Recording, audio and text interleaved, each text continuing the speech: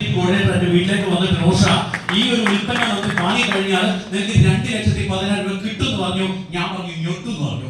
പക്ഷേ കിട്ടുന്ന കാര്യത്തിൽ എന്റെ മുൻപിൽ ഒരു മാസം 3 ലക്ഷം രൂപയായിരുന്നു വലുത്.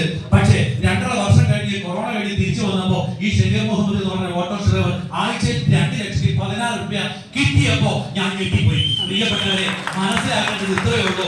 ആ യൂറിക് പ്രഷർ എന്ന് പറഞ്ഞ ഉൽപ്പന്നം ഉപയോഗിച്ചപ്പോ 16 വർഷക്കാലം നീണ്ടുനിന്ന കിഡ്നി സ്റ്റോൺ എന്ന് പറഞ്ഞ ആ എന്താ പറയാ അസുഖം എന്നേക്കുമായി എന്നോട് ഗുഡ് ബൈ പറഞ്ഞു എന്നുള്ളതാണ്. ആ ഒറ്റ കാരണം കൊണ്ട് ഈ ഇൻഡസ്ട്രി തെരഞ്ഞെടുത്തു.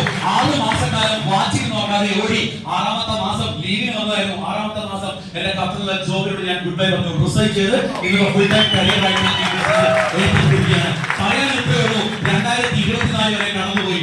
നമ്മുടെ ജീവിതത്തിന്റെ വയസ്സും ഈ ആരോഗ്യവും സൗന്ദര്യവും അറിവും ഒക്കെ വെച്ച് ഇന്നലെ രാവിലെ വരെ അല്ലെങ്കിൽ ഇന്ന് 2 മണി വരെ അല്ലെങ്കിൽ ഇന്ന് 1 മണി വരെ ചെയ്തതിന്റെ ആകെ തുകയാണ് ഇന്ന് ഈ പ്ലാസ്റ്റിക് ഗ്ലാസ് കസേരയിൽ ഇരിക്കുന്ന ഓരോ വ്യക്തികളും ഇന്നലെ വരെ ചെയ്ത ആകെ തുകയിൽ നിങ്ങൾ സംതൃപ്തരാണോ?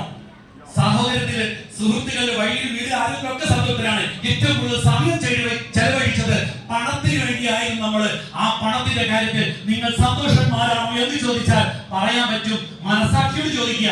ഇല്ല എന്നാണ് നിങ്ങളുടെ ഉത്തരമെങ്കിൽ, ഇല്ല എന്നാണ് ഉത്തരമെങ്കിൽ നിങ്ങൾക്ക് കടന്നു വരാൻ പറ്റുന്ന ഓരോ ഇൻഡസ്ട്രികളെ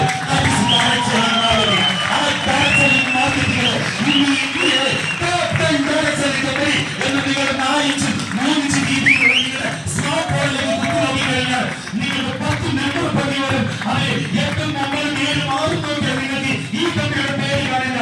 ഇന്ന് 600 വീട്ടിൽ ആഘോഷിക്കുന്ന ഓരോ കമ്പനിയുടെ പേര്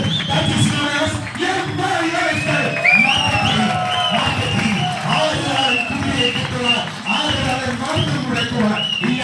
നമ്മുടെ വിജയത്തിൽ കയറുകയാണ്, നമ്മുടെ അശ്വരത്തിൽ തുടരുകയാണ്. വിജയത്തിന്റെ ചക്രവാള സീനുകൾ താണ്ടുവാൻ ഇന്നത്തെ ഈ ദിവസത്തിന്റെ ഈ സമയം നിങ്ങൾക്ക് എല്ലാവർക്കും കഴിയട്ടെ ആത്മാർത്ഥമായി ആശംസിച്ചുകൊണ്ട് നിങ്ങളുടെ കണ്ണും കാതും ഈ ഹോളിലേക്ക് കുറച്ചു നേരം കൂടി വെക്കണം. നമ്മുടെ ചീഫ് ഗസ്റ്റ്, നമ്മുടെ പ്രിയപ്പെട്ട മനോജ് സാറിന്റെ വാക്കുകൾ കേൾക്കാതെ ആരും തന്നെ പോകരുതെന്ന് ആശംസിച്ചുകൊണ്ട് എല്ലാവർക്കും നല്ലൊരു